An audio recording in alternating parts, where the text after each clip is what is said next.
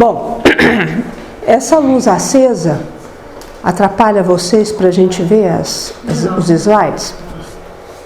Eu penso que a nossa aula hoje ela é extremamente importante. Baseado em tudo que nós já estudamos, o pensamento é a condução profunda das suas escolhas e das minhas escolhas. Porque quando fala em pensamento, em aura, isso tudo está tudo muito acoplado, está muito energeticamente ligado. Né? O último livro, eu não trouxe o livro porque eu emprestei ele, mas eu não esqueci de ser não. E esse assunto do pensamento, ele é importante a gente entender porque ele é o condutor do seu livre-arbítrio. O pensamento conduz seu livre-arbítrio. O pensamento, ele conduz a sua vontade. E nós vamos ver como é que ele funciona e quais são os aspectos importantes que a gente possa conduzir melhor. Quando Paulo fala o seguinte, pensai nas coisas que são de cima e não as de baixo ou da terra, ele está dizendo que a ligação básica do seu espírito está nas coisas de cima, quer dizer, que nas coisas do espírito. Quando para decidir ou para conduzir suas decisões, haja com menos impulso, pense melhor nas elucubrações espirituais. Esse é o nosso exercício. Então, pensai nas coisas de cima e não nas coisas da terra. Então, decidir canalizar a sua vontade pelas coisas que são do espírito e não das coisas imediatas. Você pisou no meu tapete, eu acabei de lavar. Mas assim, ao invés de eu brigar com você pode me ajudar a lavar de novo o tapete? Pensai nas coisas de cima. Organizai as coisas de cima e não as coisas da terra. Então já começa a gente poder organizar a caminhada do pensamento, para onde que você está direcionando o tal do pensamento. Mas engraçado, que no pensamento e vida, aparentemente dá uma certa uma incoerência de como é que forma o pensamento. Porque o pensamento ele é totalmente canalizado com energia. Corpo, energia, mesa, energia, pensamento, energia, emoção, energia, né? Meia é energia, cabelo tem energia, tudo tem energia. Mas olha como é que é o pensamento. Como é que ele conceitua o pensamento? A eletricidade que a gente liga e desliga, ela tem focos de energia que ela é dinâmica. Você liga e desliga, movimenta-se aqueles fótons quânticos de energia. Então, a eletricidade ela é uma energia dinâmica. Que você vai, ela por si só, ela vai sendo manipulada. Então, ela vai sendo magnetizada até para sair os fótons de luz. Então, é uma energia que a gente chama de energia dinâmica. Não sei se vocês lembram disso na física, quando vocês estudaram o 2º grau. Você sabe disso muito melhor que eu. Você vai me dar... Sim, senhor. O magnetismo ele já é uma energia estática. Quer dizer, parada. Você que tem que manipular ele para ele poder movimentar. O pensamento, ele é uma energia eletromagnética. Ele tem, dentro do seu funcionamento de elétrons e prótons, e todas as substâncias fotoquímicas, eu acho que você sabe explicar melhor que eu, ele tem um lado que ele é dinâmico e tem um lado que ele é estático. Mas tá, André, beleza, mas como é que funciona isso? Então o pensamento, ele funciona ao mesmo tempo no que a gente chama de força eletromagnética. Ele tem um lado dele que ele movimenta por si só, magneticamente falando, então ele é dinâmico. E tem um lado que você precisa manipular ele. Tá, eu vou ler o restante do que o Emmanuel disse, mas nós vamos ter que dar exemplos para a gente poder entender como é que isso funciona. Porque isso é meio maluco. Até para nós que não somos físicos. Mas o que o Emmanuel fala? Pensamento, eletricidade e magnetismo conjugam-se em todas as manifestações da vida universal. Então, a todo momento, tem energia dinâmica e tem energia estática. Mas quais são essas energias dinâmicas e quais são essas energias estáticas? Que parte que tem do pensamento que é estático, que parte que tem do pensamento que ele é dinâmico? Criando gravitações e afinidades. Nossa, isso é verdade. Então, se eu sinto uma certa empatia por alguém, é o meu pensamento eletromagnético. Se eu não tenho empatia por alguém, eu já entro em energia estática. Mas André, como assim? Eu não consigo perdoar? A falta de perdão é uma energia estática. Consegue ver a linha do meu raciocínio? Mas se eu consigo trazer uma mudança energética em mim, eu já entro numa energia dinâmica. Eu quero melhorar, eu estou organizando meu pensamento, eu já entro numa energia que a gente chama de energia dinâmica. É porque essa energia que você não perdoa, ela fica parada, né? Quanto mais parada, é essa gravitação que você vai, o quê? Desequilibrando a força eletromagnética do seu pensamento. Estou ajudando o nosso raciocínio para a gente chegar lá. Então quer dizer que se eu tenho 40% do meu dia, eu sou pessimista, porque vocês vão ver que quem vai conduzir o pensamento são as emoções. Eu sou pessimista, eu não consigo olhar para o seu lado, tudo sou eu que estou certa. Qual é o tipo de energia que eu estou colocando gravitacionalmente dentro de mim? Energia estática, que eu não consigo superar, ela está ali parada. Não tem como jogar ela fora, ela está ali, estática. Emissão e recepção. Emissão e recepção. Porque ele está dizendo que a gravitação dessa energia está ali parada. Ela está ali. Então a falta de perdoar a si mesmo é uma energia estática.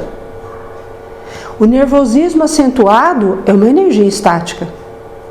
Mas no momento que você coloca na gravitação eletromagnética essa energia em movimento, conduzindo a sua vontade para um outro eixo, você passa a colocar a energia estática muito mais e maior do que dinâmica. Porque a tendência do pensamento telepático futuramente é o pensamento estar totalmente ligado à energia dinâmica. Nós, enquanto mundo expiatório, temos esses dois tipos de energia do pensamento.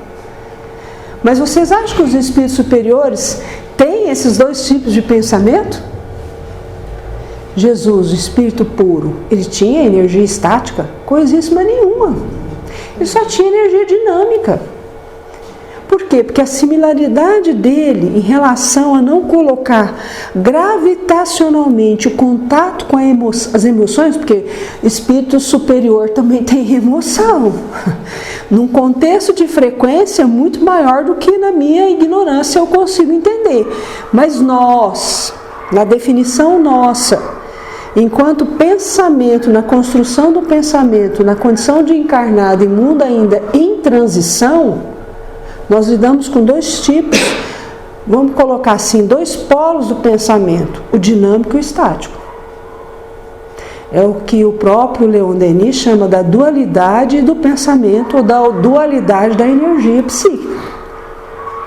Porque nós temos dois tipos de energia, ainda nós temos, por isso que a gente desgasta muito.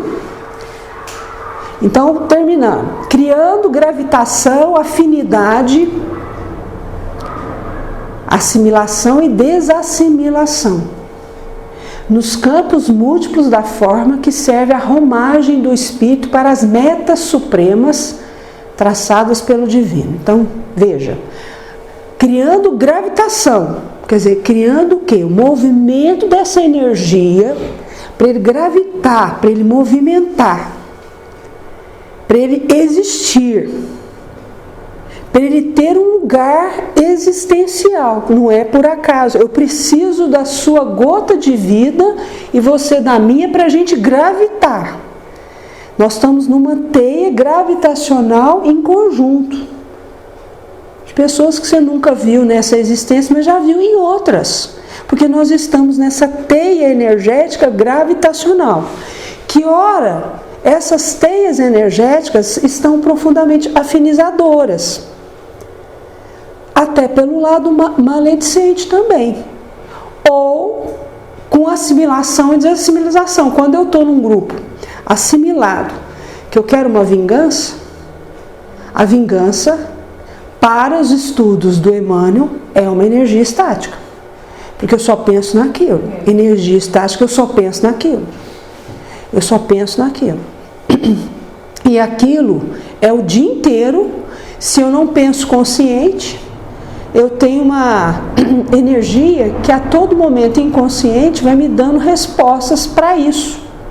Mas do momento que eu falo, chega, eu estou cansada, eu não quero mais vibrar, eu não quero mais arquitetar, vingar daquela pessoa, eu passo a assimilar e ao mesmo tempo desassimilar aquela corrente psíquica, gravitacional, que eu estava ligada àquele grupo. Mas aí eu pergunto, eu estava lá ligada àquele grupo, não é gravitacional, não tem um eixo em comum? E aquele espaço que eu saí, o que eu faço?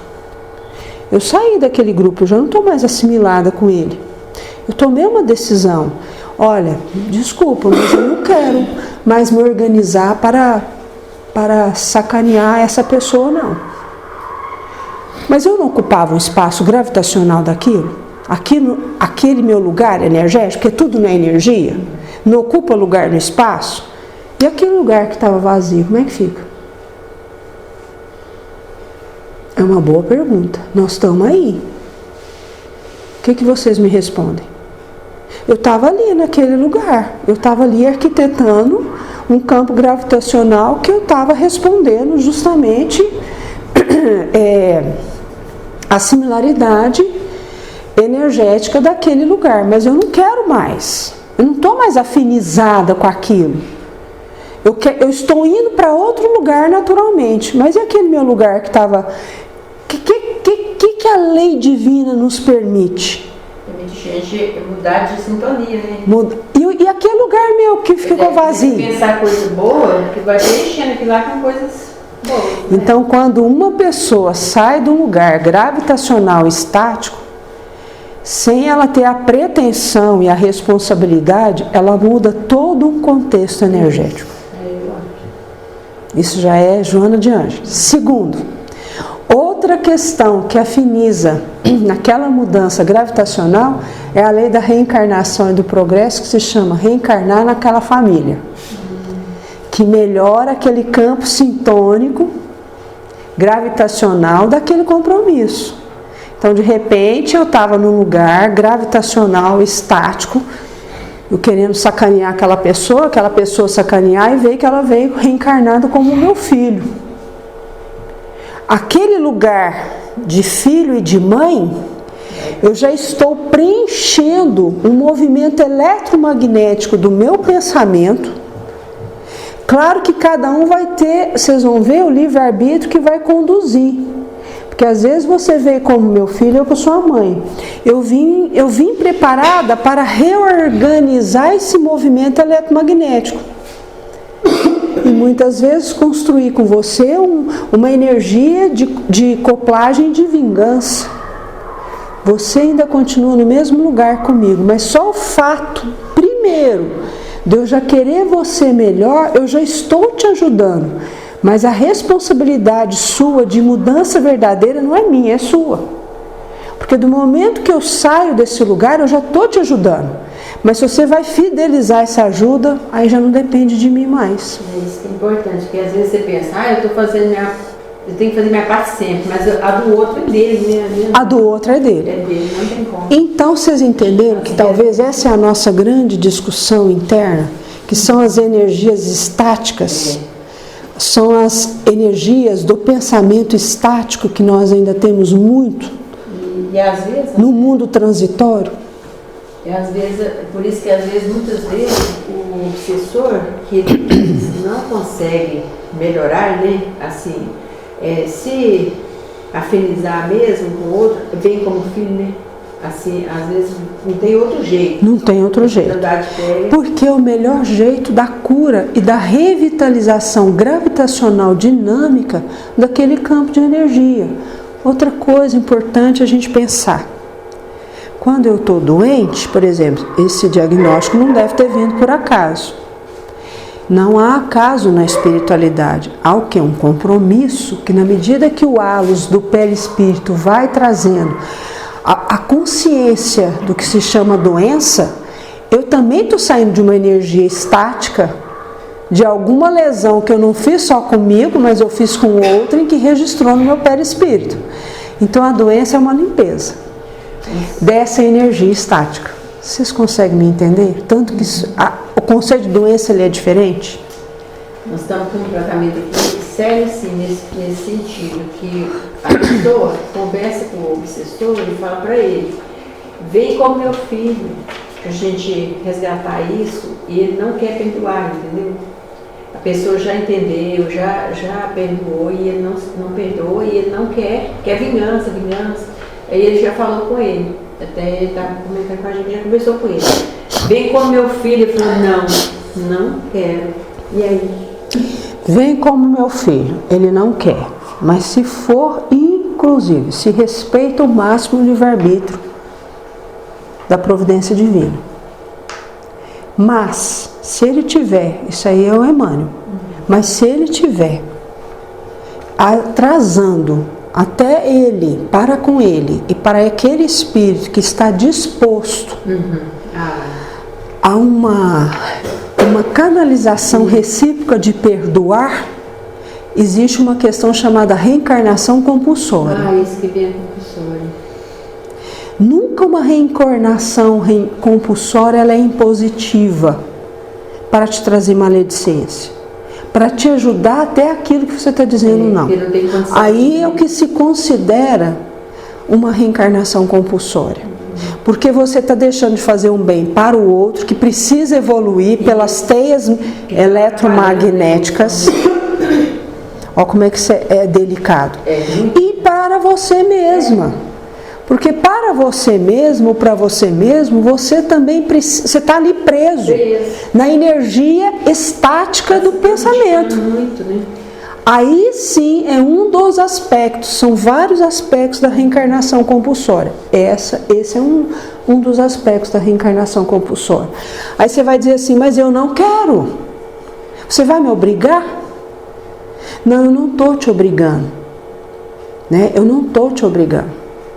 É preciso. O que acontece é que na precisão dos traçados do plano divino, em benefício de você primeiro, em benefício do outro que está disposto, e se tiver um preparo do outro para isso, e entendendo que você deu uma sinalização pequena que você também quer, por mais que você fale não, aí justifica uma reencarnação compulsória.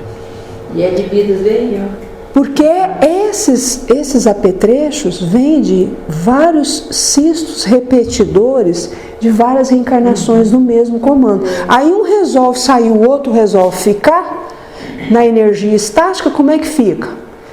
Como é que fica a providência divina dentro da sua misericórdia? Pensando que ninguém vai te impor fazer nada. Mas você, dentro de um traço, um lampejo que seja inconsciente, você também está disposto, mesmo que você está falando para mim que você não quer. Aí há uma intervenção. Andréia, mas aí obrigatoriamente ele vem como filho? Aí os papéis podem não ser esse. Isso, Ele pode ser um avô muito próximo que vai cuidar um do outro. Porque nada se sobrecarrega. Ninguém vem para sobrecarregar ninguém. Se aquele filho que está me dando um certo problema, se ele veio como um filho, ele não veio na condição daquele personagem para me sobrecarregar, não. Eu dou conta, mesmo que tenha ressalvas. Então não vem personagem na minha vida, reencarnatória, além do meu suportável. Às vezes pode ser que ele não venha mesmo como um filho, porque a relação é muito direta. Mas às vezes ele vai ser o avô, que vai ser um provedor daquela família financeiramente, vai chegar uma hora que esse avô vai morar lá. Ou esse avô sempre ficou ali.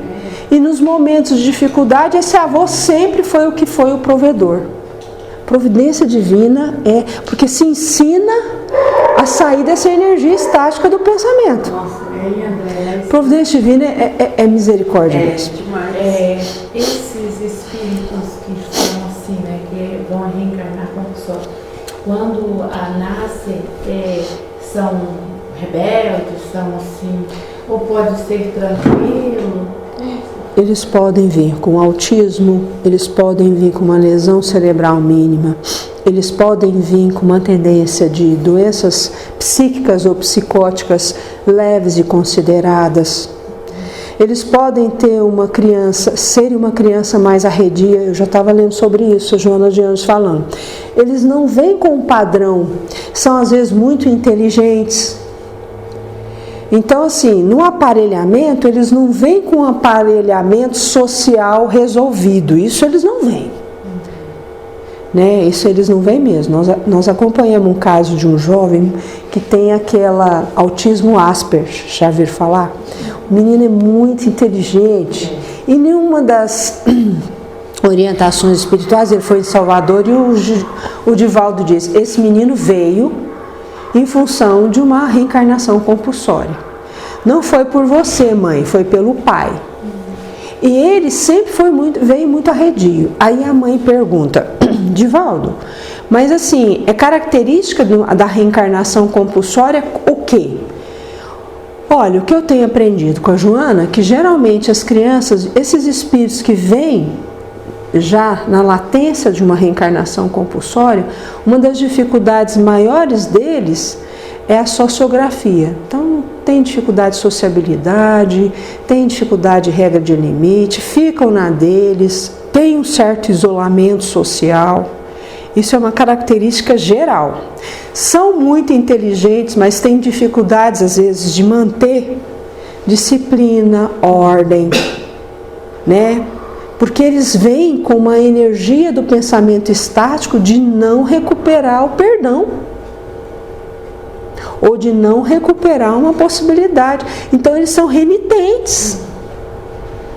Então, geralmente, são espíritos muito renitentes, muito inteligentes, mas que você sempre tem que estar conduzindo, às vezes, impulsos frenéticos de agressividade, né? De repente, perdem a noção da realidade, mas um traço muito grande é a renitência social. O que você sente, eu não quero saber. Sabe o que eu te perguntando isso no caso do Gabriel, por exemplo? Ele com a mãe dele, é impressionante. Esse dia ele me ligou, que tinha discutido com a mãe, eu conversei muito com ele, E eu fico preocupada, às vezes, até de, no caso, uma agressão, alguma coisa assim.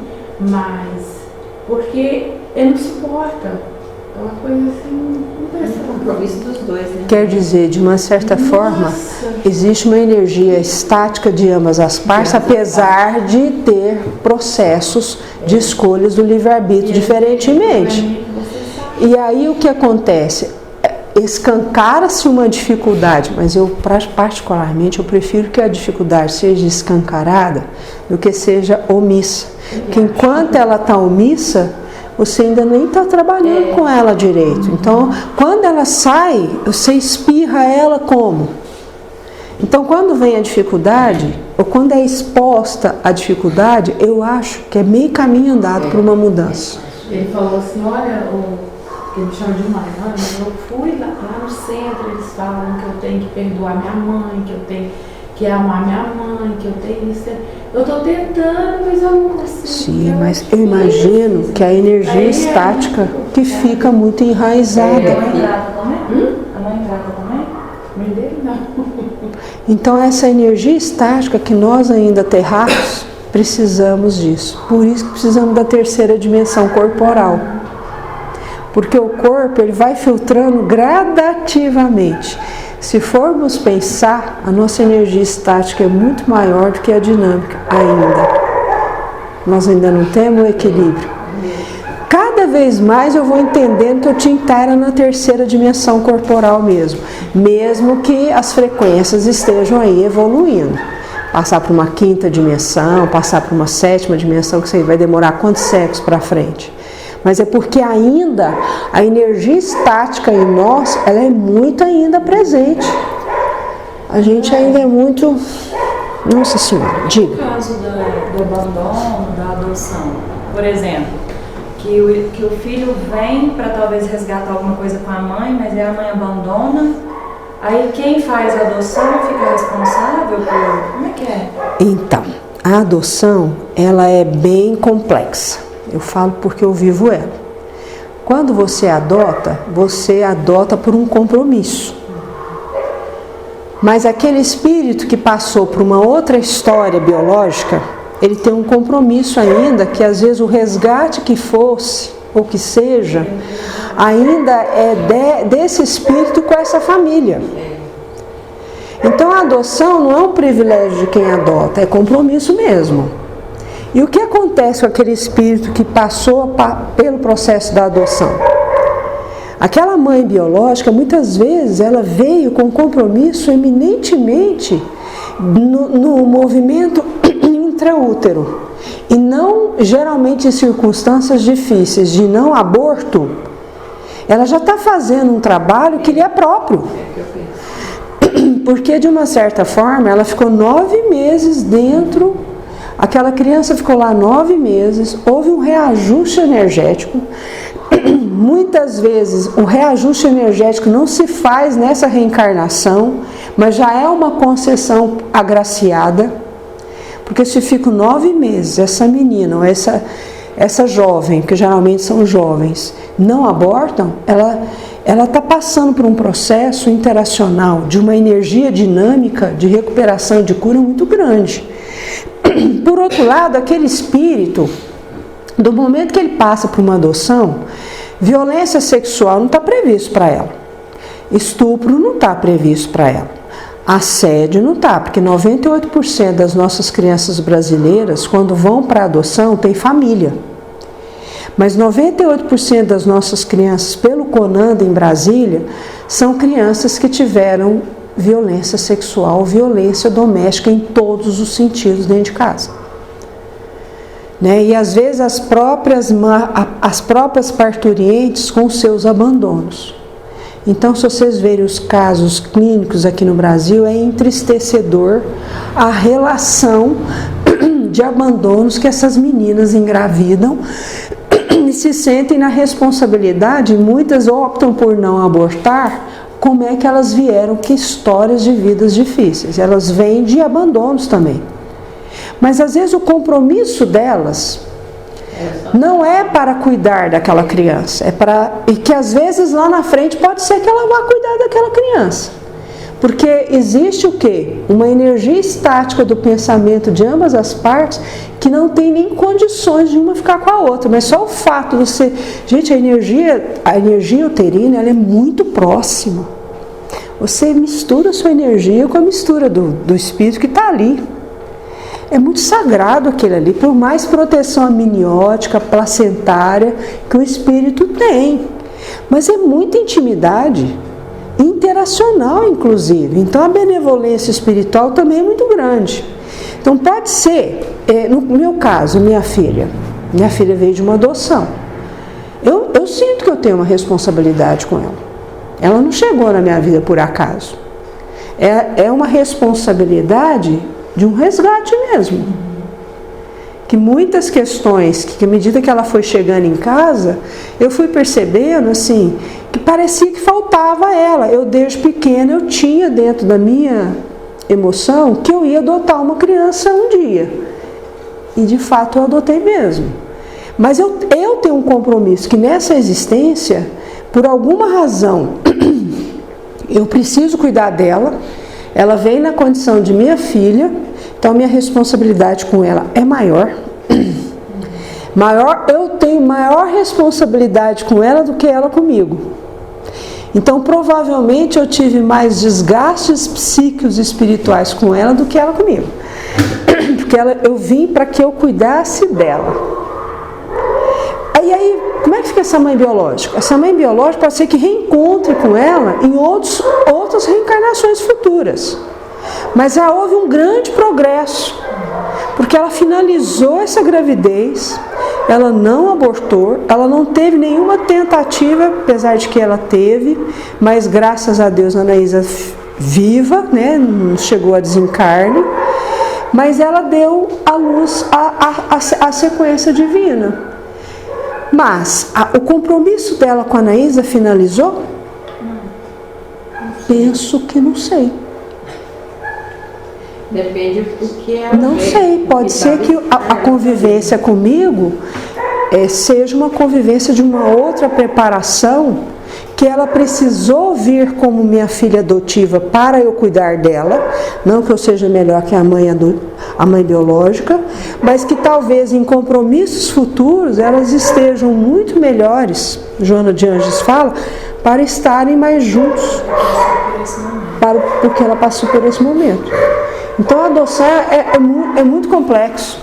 O meu filho também, eu acho que eu tenho mais compromisso com ele do que a própria mãe.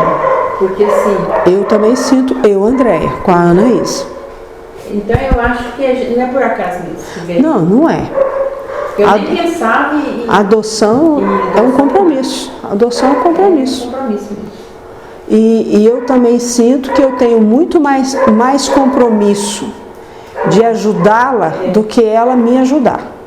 Talvez porque eu esteja um pouco mais bem preparada que ela, ou eu tenho mais responsabilidades em algumas coisas que talvez eu desvirtuei ela por aí atrás, que provavelmente é isso que deve ter acontecido mesmo. Então a adoção é uma coisa, como diz o Divaldo, se não dá conta, não adote. E como é que vai saber? O seu interno. Se você está vendo que está muito difícil, melhor não adotar do que devolver. Você não tem noção do que é devolver. Aí o karma seu piora. Que eu já vi casos, semana passada mesmo, a mulher doida para engravidar, e o marido, então vamos adotar, adotou uma menina lindinha. Porque a adoção tardia também é muito sério. Não é fácil não. Adotou uma pequena de 2 anos. A minha chegou, tinha 2 meses. Aí o que aconteceu? Ela engravidou. O que ela quer? Devolver a menina.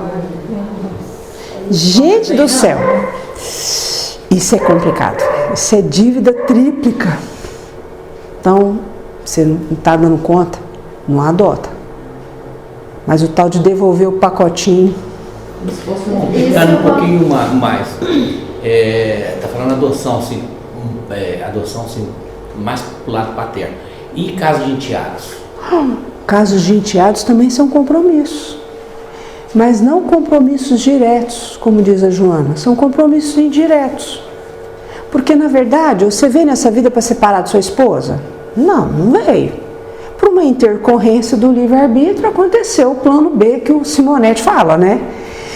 Tá bom, nisso você já casou 3ª vez, e cada casamento, e os enteados que você fala, não, você não é meu pai, você viveu com a minha mãe no 2º casamento, eu quero ficar morando com você.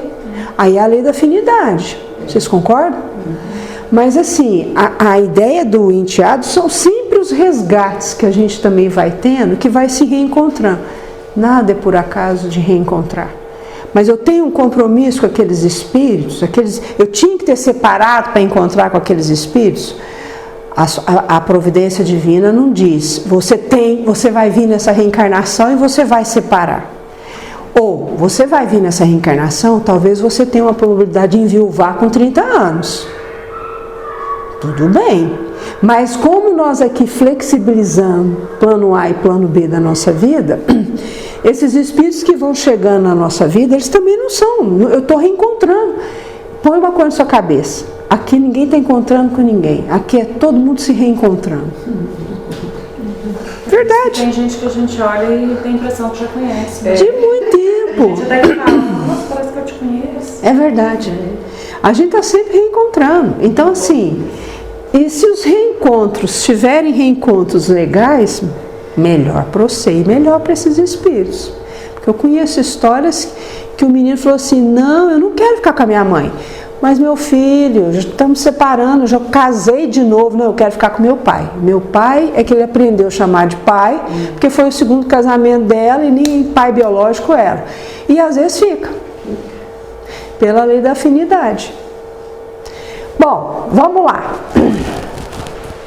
Eu trouxe umas... Hã? Vamos lá, mas então... Outra coisa importante, dado o Livro dos Espíritos, da página 53, essas perguntas, só para acrescentar, não está no livro não, mas só para a gente pensar.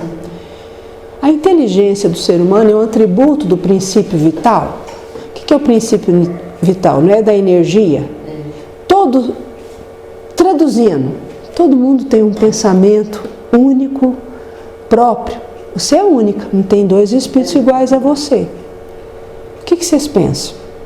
Você pergunta no livro dos Espíritos. A inteligência é um atributo do princípio vital? Você é única, Bárbara. O que ele está chamando de inteligência? O espírito. O Kardec chama de inteligente o próprio espírito. Então, o espírito é um atributo do princípio vital? O que vocês acham? O que você acha? Eu acho que é. Mas, O espírito é um atributo do princípio vital.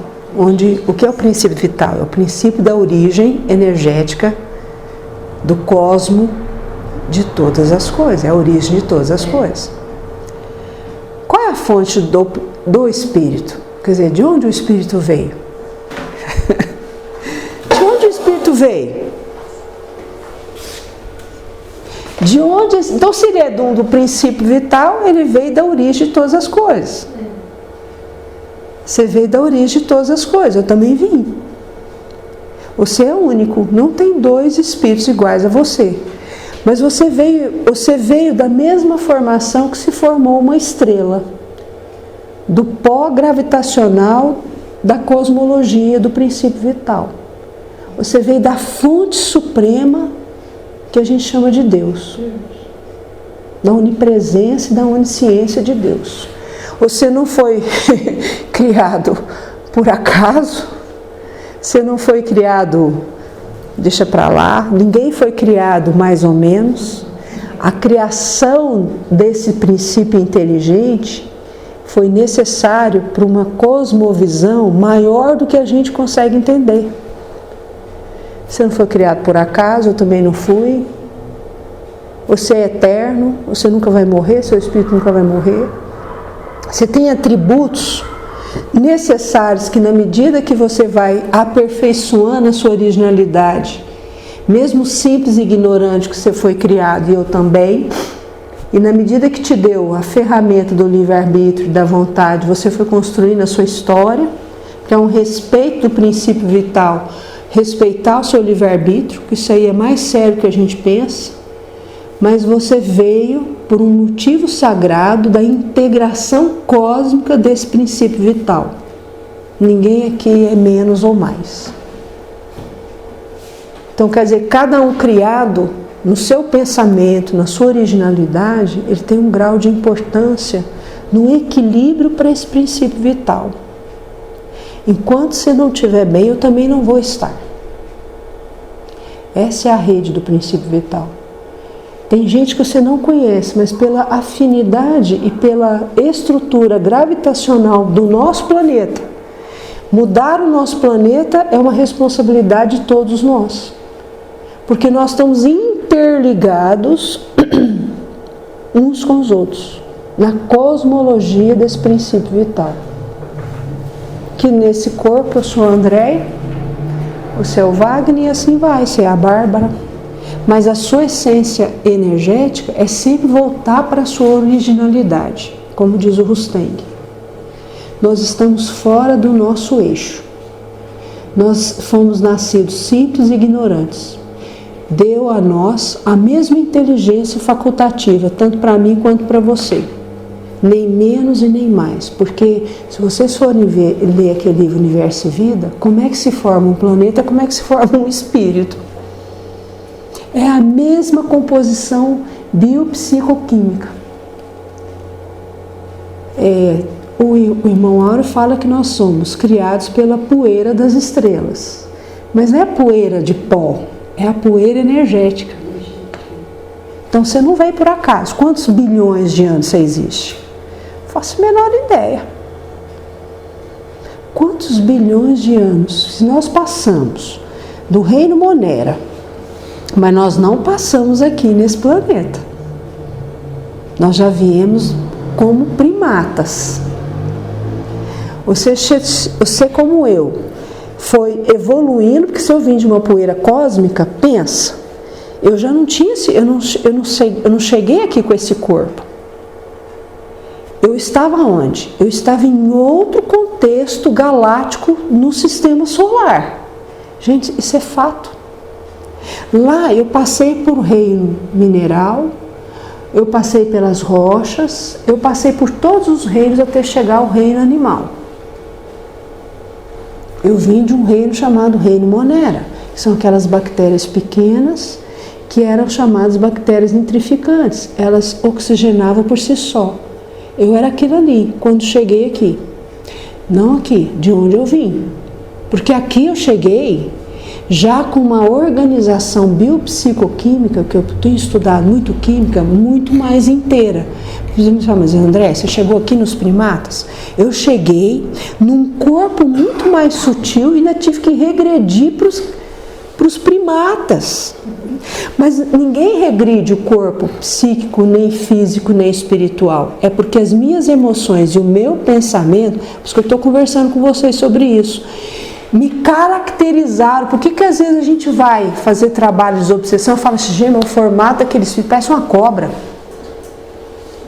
Nossa, eu estou vendo, olha a cauda, ele é um espírito que está parecendo um jacaré.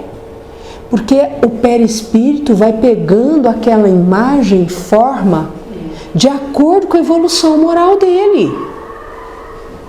Quando chegamos aqui, foi difícil assimilar como primata, mas nós estávamos no mesmo sentido instintual dos primatas. Por isso que nós somos exilados. O nosso pensamento estava muito ligado à supremacia dos primatas. Olha, gente, o tanto que nós chegamos aqui atrasados, mas com um desenvolvimento da psicogênese do pensamento enorme. Mas moralmente a gente caricaturou uma forma primata. Porque já tinham terráqueos que já tinham reencarnado aqui. É 1% só. Nós chegamos aqui, tinham espíritos que já reencarnaram como primatas, terráqueos. Nós viemos para cá. Não somos terráqueos. Vocês conseguem entender essa dimensão do pensamento? Quer dizer, nós chegamos aqui muito mais instinto do que um ser inteligente, do que o Freud chama de pulsão. A gente chegou muito mais aqui. Estou com fome, se tiver que pegar o seu e te matar, eu vou comer. Nós agimos muito mais pelo instinto do que pela pulsão. Por isso que eu também trouxe isso. Nós trouxemos uma estrutura instintual muito grande, primitiva.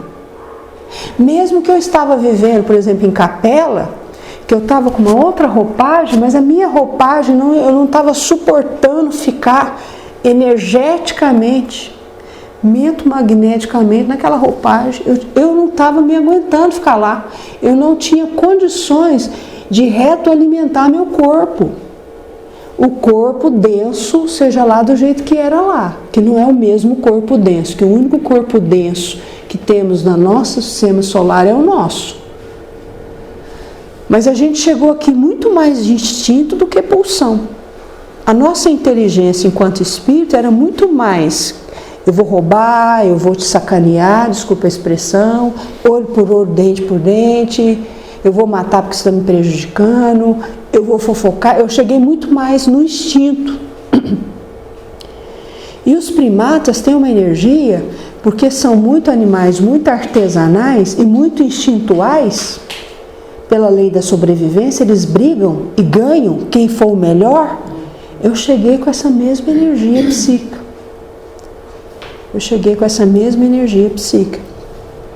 E aí o que foi acontecendo? Há um limite entre a inteligência, quer dizer, o espírito e o instinto? Há, porque na medida que ele vai discernindo as emoções dele, ele vai se tornando menos instinto, por isso que nós estamos indo para a regeneração e ficando muito mais pulsão.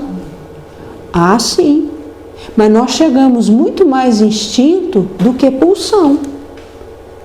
Inteligentemente, cognitivamente, nós chegamos aqui extremamente inteligentes. Porque essas palavras, elas são mal compreendidas. Então, vira uma misturada. Inteligente é o espírito. Cognitivo é o raciocínio que aquele espírito, como ele pensa. Entendeu? Mas tem um outro lado do pensar, que é o lado emocional, que nós chegamos destroçados, limitados em não interligar a nossa, vamos usar essa expressão, essa nossa razão com a nossa emoção. Nós viemos destituídos da nossa emoção, discernimento da nossa emoção. Por isso que eu quis abrir um parênteses do livro dos Espíritos. É isso que o Kardec está querendo dizer. E quando chegamos aqui, precisávamos burilar esse instinto, porque lá já estava numa frequência cósmica que lá a gente já não estava pertencido. Por isso que eu me exilei. Eu não ia dar conta de ficar lá. Quando cheguei aqui, eu já cheguei numa imagem animal, que eu já cheguei no Homo sapiens. Eu já cheguei numa imagem animal onde eu cheguei aonde eu estava identificada pelo meu espírito. Então não cheguei porque fui punida e nem porque eu cheguei aqui além desses espíritos, não. Moralmente eu cheguei no mesmo nível que eles, mas é um sofrimento puro, porque voltar àquela roupagem é categorizar, na verdade não é voltar, assumir aquela roupagem. Lá em Capela, por exemplo, não tinha como a gente assumir essa roupagem, mas a gente, se alguém fosse ler a nossa aura, a nossa roupagem era mais ou menos igual a essa, vocês me entendem? Nós chegamos aqui onde a roupagem física se apropriou com a roupagem moral. Tivemos dificuldade de intercambiar processos. Mas nós chegamos aqui com a roupagem muito similar à nossa roupagem moral lá. Então lá não tínhamos condição de continuar mesmo, seja lá de onde nós viemos. Que provavelmente pode ter sido de Capela mesmo, que a gente chama de constelação do cocheiro. Aquela constelação todinha, que tem lá a constelação do cão. Uma hora vocês dão uma olhada na internet, eu quero procurar isso, eu quero mandar para vocês. Aquelas constelações todas lá, praticamente nós somos exilados tudo de lá. Como é que chama, né? Constelação do cocheiro, que tem em Capela. E perto da constelação do cocheiro tem a constelação do cão. Aquelas constelações todas, eles já estão no mundo regenerador, em transição de um mundo ditoso. Eles também estão passando por um processo de mudança transitória. Mas nós estávamos ali. Cocheiro.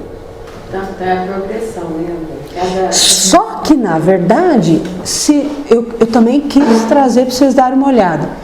Pelo nosso livre-arbítrio, nós estamos apurando melhor a sintonia mento-magnética do nosso pensamento. Vocês concordam? Graças a Deus, nesses 45 milhões de anos que nós já estamos aqui na Terra, 45 milhões de anos, quantas reencarnações eu já tive? Uma cacetada delas. Então meu espírito ele é velho mesmo. Quando eu falo que eu sou caqueira mesmo.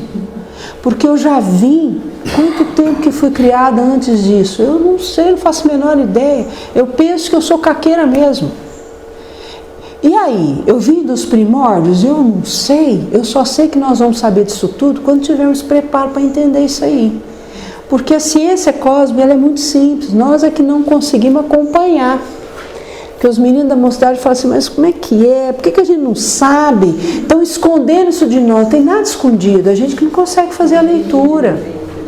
Né? Então assim, 45 milhões de anos eu estou aqui, nós todos estamos aqui.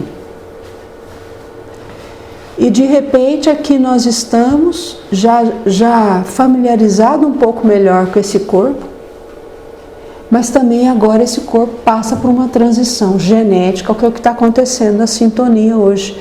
Genética, cerebral, expansivo, movimentos de eixos extrasensoriais. Nós já estamos passando por onde nós já devíamos ter estado, mas nós não aguentamos ter ficado onde estávamos. Porque lá já estava passando por isso há muito tempo. Nós não conseguimos. Nós temos flashes de percepção. Tudo que está estudando aqui, você já sabe. Você pensa que você não sabe? Você sabe. Porque nós já estudávamos isso lá. Gente, essas teorias, elas são antigas no nosso espírito. Nós agora estamos acoplando o que a ciência de lá nos ensinou, isso aqui já é a minha fantasia, num conceito moral melhor, mais expansivo, bem melhor. Mas assim, você vê que o Kardec, em 1800 e pouco, ele botando a gente parar para pensar sobre isso, né? Por isso que eu quis trazer essa pergunta da página 53, que fala sobre essa questão da inteligência.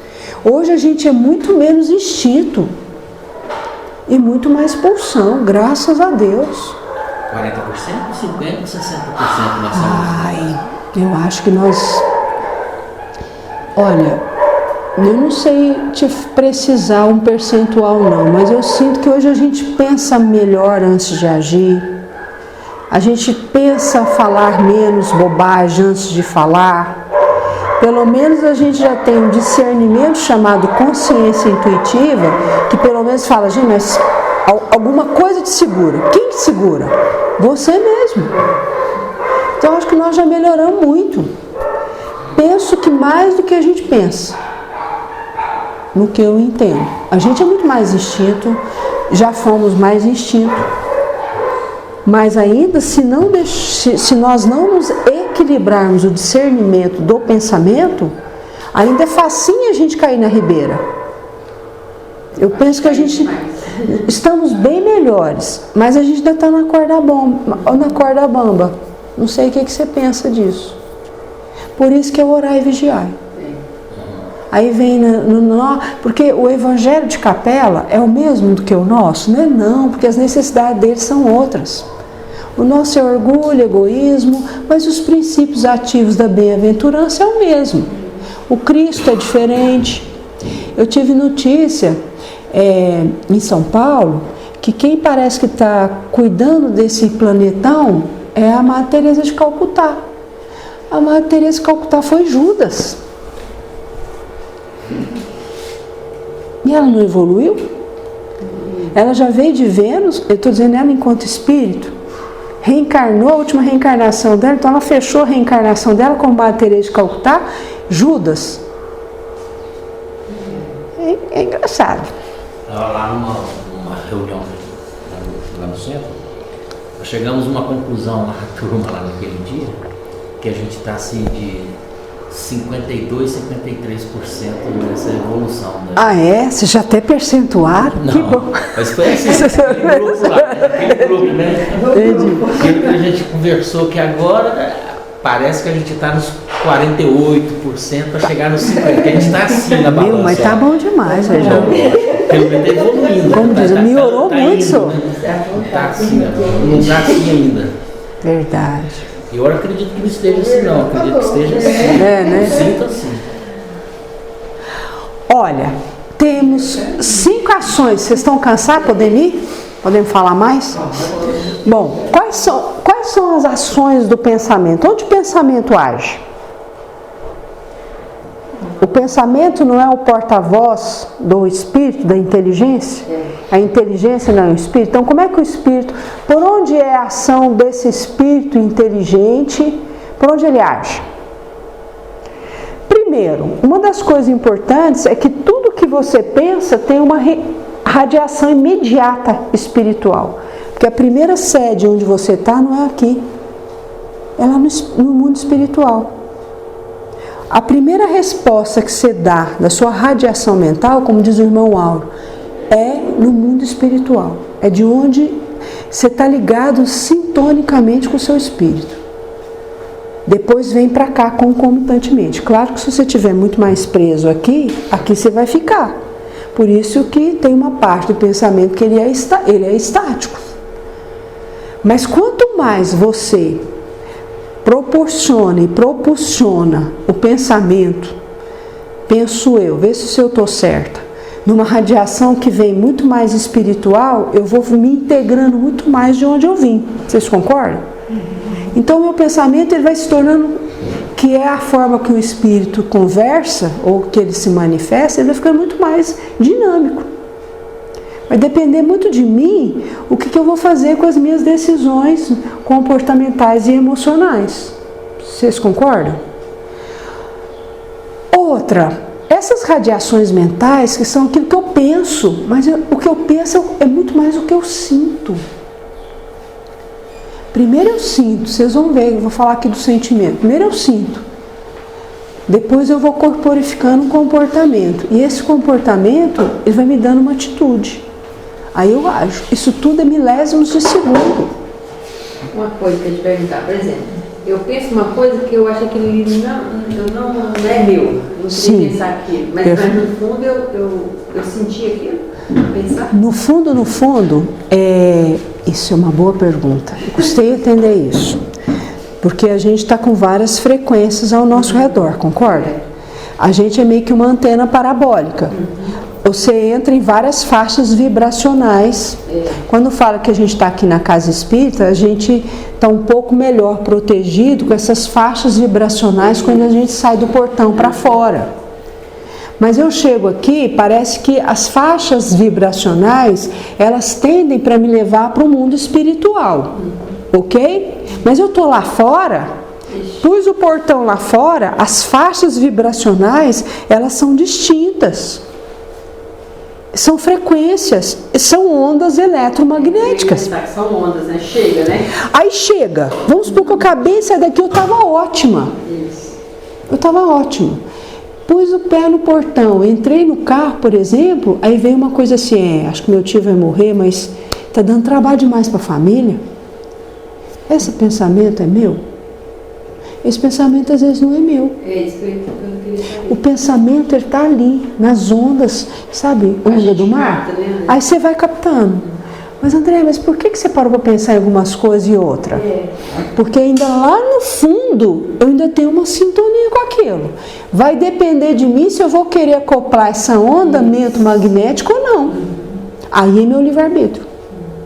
Porque aí às vezes veio. Nossa, mas meu tio tá dando trabalho, minha tia tá cansada. Bom, por que eu pensei nisso? Porque essas ondas eletromagnéticas, elas também vieram até mim. Mas eu penso, não, mas meu tio, o André Luiz fala, o tempo necessário para o espírito ficar, ele precisa ficar. Então, no momento que eu rediscuto o pensamento, imediatamente eu saio daquela frequência. Sai mesmo. Ela vem para você quase que... Gente, é muito mais do que a velocidade da luz. É muito rápido. Muito mais do que 300 mil km por hora. Você está entendendo como é que o negócio é complicado? Por isso que a gente tem que viver muito mais em consonância com o meu equilíbrio. Quanto menos eu me perco, muito menos vulnerabilidade eu fico. A verdade é essa. Porque se são radiações mentais, encarnados e desencarnados. Tem os pensamentos, formas que são dos desencarnados, dos encarnados, que estão aqui. Sai nas casas, vem aqui no Cidade Jardim, povoa Uberlândia. Porque não são antenas? Olha, é isso que eu quis mostrar para vocês. Aqui tá conectado. Agora, vai depender de mim se eu vou ter sintonia ou não com aquele pensamento ondulatório, tridimensional, polidimensional, que vai se estabelecendo aí. André, mas isso é muito difícil. Não é, porque o nosso planeta, como ele está muito expiatório, a bagagem confusional do pensamento é muito maior. O mundo regenerador mais desenvolvido, onde o bem realmente vence o mal, esses pensamentos forma de ondas eletromagnéticas, vocês vão de concordar comigo que vão ser muito menores. Mas como ainda nós estamos num pensamento de uma energia estática, então tem muita vingança, tem muita raiva, tem muito ódio. Aonde que está? No ecossistema do planeta. Na rua. Não é verdade? Dentro da minha casa, se eu não tiver uma proteção dentro da minha casa, entra na minha casa com a maior facilidade, porque é onda. E se eu vou permitindo essas radiações mentais, elas vão entrando na minha vida, que são as obsessões por ondas eletromagnéticas, não é nem pelos meus obsessores, mas pelos pensamentos forma que estão aí. Está uma sujeira, precisa fazer uma faxina. Porque está aí, você imagina com essa paralisação dos caminhoneiros, quantos pensamentos e uma pessoa teve em 5 minutos. Imagina no nosso país, nas mídias, na família. Você vai e conversa com uma pessoa e essa pessoa tem um pensamento diferente do seu. Para onde você acha que está indo esse pensamento forma? Está aí, muitas vezes parado, por isso pensamento forma. Quando você vê, se você ficar menos protegido, você capta isso aí e vai achar que isso aí é seu. E isso não é seu, isso está. Se você vai assimilar essas radiações mentais, aí é outra história. Mas que você tem condição de expeli-la, você tem condição. Outra coisa, pensou, caiu na circulação sanguínea. Pensou, caiu aqui.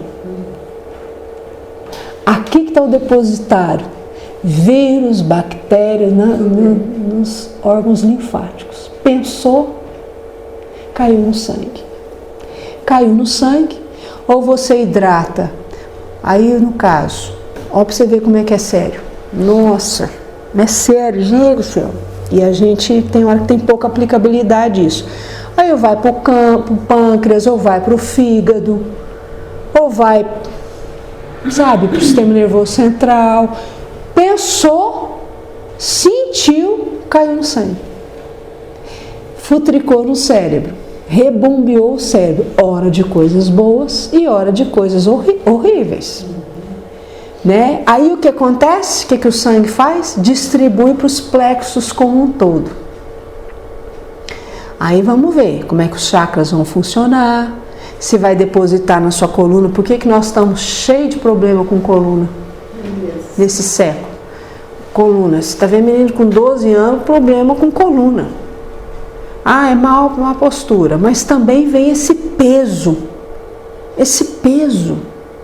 Você vê que ele passa a internet, você está lá mexendo no Facebook, no Instagram. Aquelas imagens têm pensamento forma. Você passou aquilo lá, você leu. Onde você acha que aquilo lá fica? Se você não tem identificação, fica fora. Mas se você se identifica um pouquinho, aquela energia acopla, integra, cai aonde? Cai imediatamente na circulação sanguínea.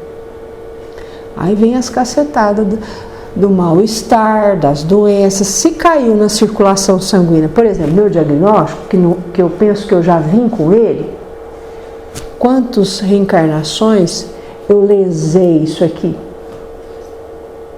Né? No que eu fiz de bom, escuta. Eu fico pensando nisso, porque nada vem de graça, né? E eu não vim para ser pior que ninguém, mas eu vim por uma questão de cura. Caiu na circulação sanguínea. Caiu na circulação sanguínea, tanto do ponto de vista do corpo, como também do ponto de vista perispiritual. E vai depender de você a interação. Se isso vai ficar o quê? Marcado no seu perispírito ou não. Aí o que acontece? É o que eu acabei de falar. A mente, o cosmo, o seu organismo, o seu chakra coronário que está ligado à sua mediunidade, à sua espiritualidade, tudo está interligado. Sua célula, seu sistema central, na mesma hora que você pensou, você já conectou com o cosmo. No caso, tem a ver então realmente com chakra. Bom, você pensa, você já ativa uma energia, seu chakra já... Sim, senhora. E se você pensa que você não está pensando, você está sentindo. Você também está rebobinando esse chakra do mesmo jeito. E se a gente troca esses maus pensamentos por bons pensamentos? Lá, aí seria perfeito. A integração da sua mente com o seu cosmo, com o seu ser inteligente, com a sua unicidade. Nossa, você pensa que vai adoecer? Estou usando uma expressão simples, que você vai se importar que o outro... Não, você não vai, você vai manter seu equilíbrio, sua serenidade. E é bom a gente aprender uma coisa assim, que a gente pode ver o sofrimento do outro, mas você tem compaixão, você quando olha por aqui, você não põe aqui para você. Né? Porque a cruz é dele. É dele.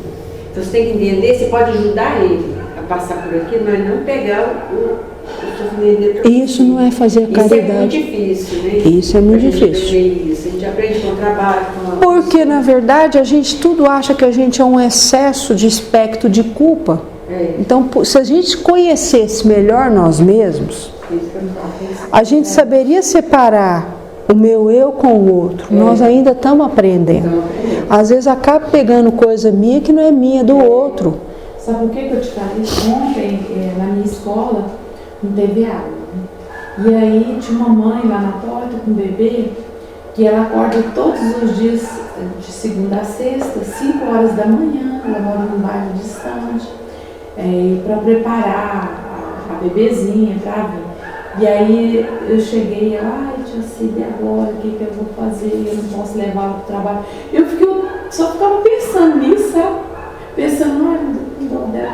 Eu poderia ter oferecido para poder levar para minha casa. Assim, aí demorou para eu sair da minha cabeça, eu fiquei pensando nessa. Eu acho que a gente se importa mesmo com o outro, né? Uma das coisas que eu tenho aprendido é tentar ajudar o outro a pensar.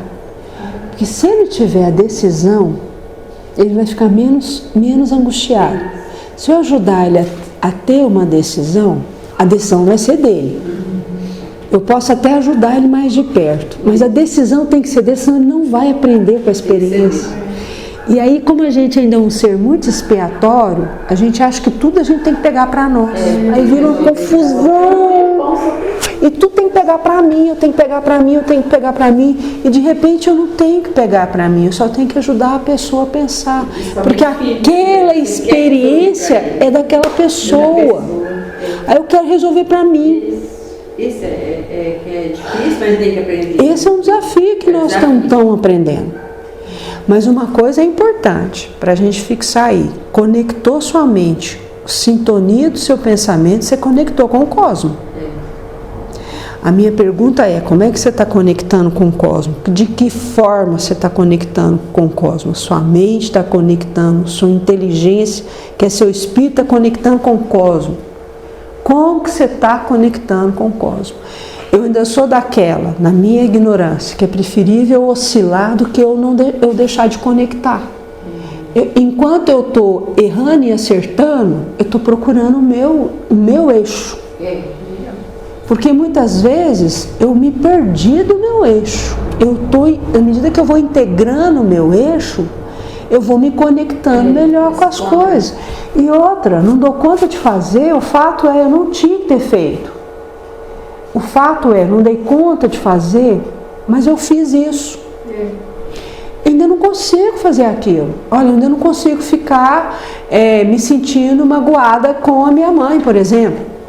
Fico. Admitir que eu fico é meio caminho andado para eu mudar. Tem um autor da psicologia, o Horst, que ele fala: primeiro aceite como você é. Consequentemente, o segundo passo é a sua mudança. Então eu tenho aprendido isso, mas gente, eu ainda não dou conta. Eu ainda não dou conta. Mas eu posso. Só o fato de eu estar pensando que aquilo já me aborrece, por exemplo, eu já caminhei 50% da ação do meu pensamento para a otimização dele. Você pensa que não? Sim. Porque você já está fazendo um filtro daquilo. Então a sua conexão, ela está sendo de recolocar aquele pensamento de uma outra forma. Pelo menos eu já estou admitindo que eu não dou conta. Mas eu já estive pior, porque antes eu nem pensava sobre isso. Eu nem pensava sobre isso. Hoje eu já consigo pensar e dizer, mas ainda não dou conta. Eu acho importante assim, quando a consciência cobra da gente, não, que bom que a minha consciência está me cobrando, né? E aí, eu já estou meio caminho andando. Eu já estou andando, eu estou a caminho. Por isso que eu não aceito a pessoa falar, nós não melhoramos nada. Isso eu não aceito, melhoramos demais. Sempre estamos melhorando. Eu também não consigo ver que nós não... Mesmo aquela pessoa que continua parada no mesmo lugar, de alguma forma, ela vê alguma coisa. Senão ela também não ia dar conta de ficar aqui. Vai chegar o momento que ela vai sair dali. No tempo emocional dela. Tem que aprender a dar o tempo para cada um. Olha, o tal do tempo emocional de cada um tem muito a ver com a ação do pensamento. O tempo emocional é muito próprio. Você queria que às vezes a pessoa não precisasse, às vezes a pessoa está construindo a vida dela de uma forma que não está sendo bom para ela, mas ela insiste e ir pelo caminho mais difícil. Pra gente que está vendo aquilo ali, no nosso pensamento, a gente já entende aquilo ali, você sofre porque o outro está indo aí. Aí é só oração mesmo. Aí tem que deixar. Tem que deixar porque, na verdade, a escolha do livre-arbítrio é da pessoa. Bom, então conectou.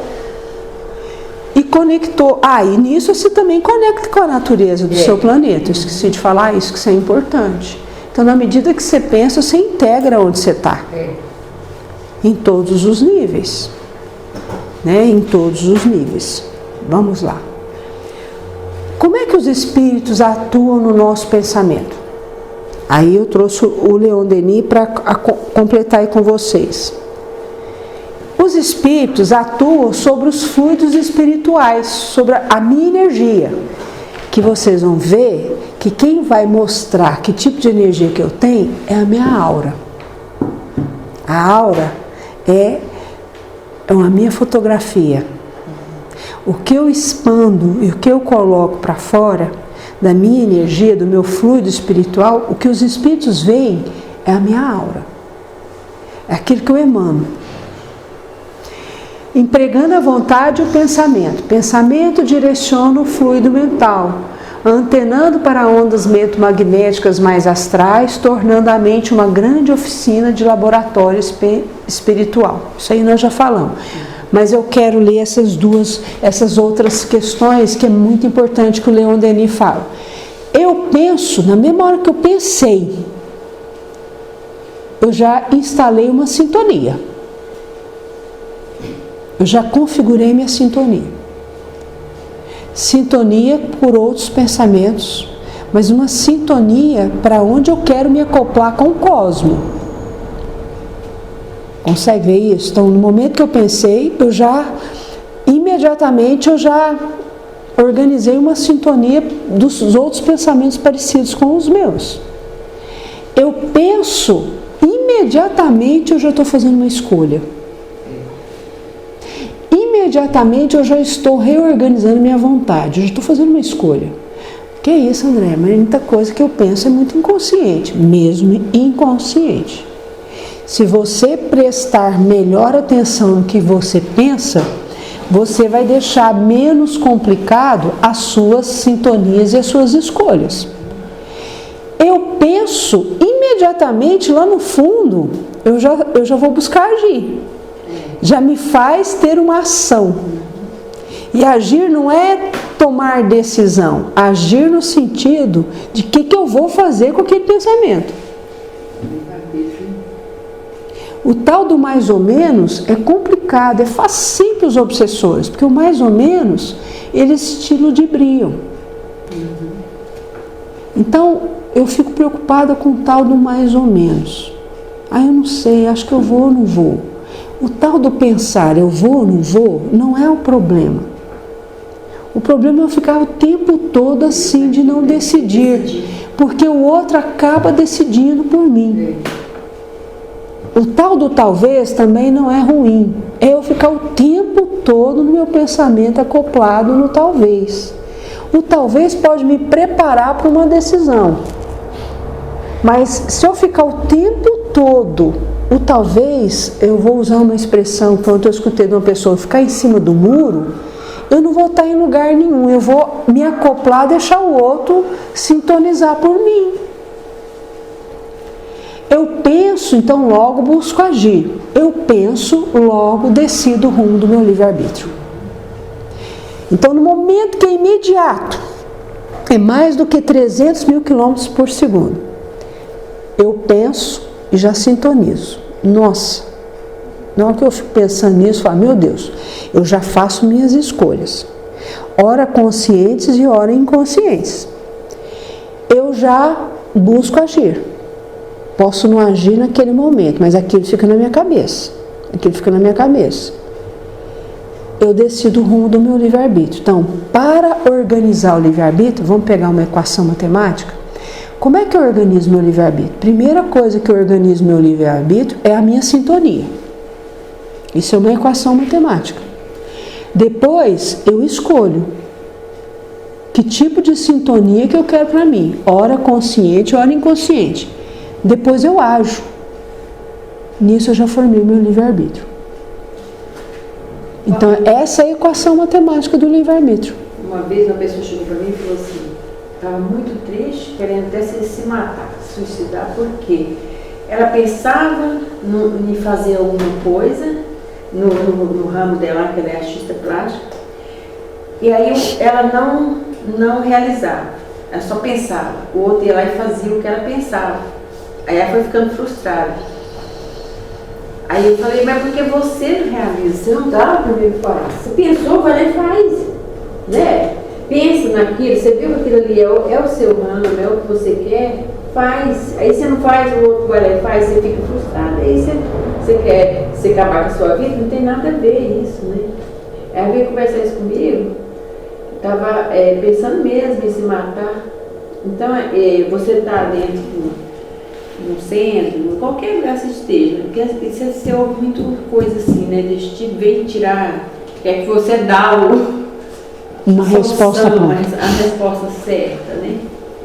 Aí o que acontece? Ela foi, aí graças a Deus ela não fez o que ela está pensando em se matar, não. Eu falei, pensa melhor, você tem tanta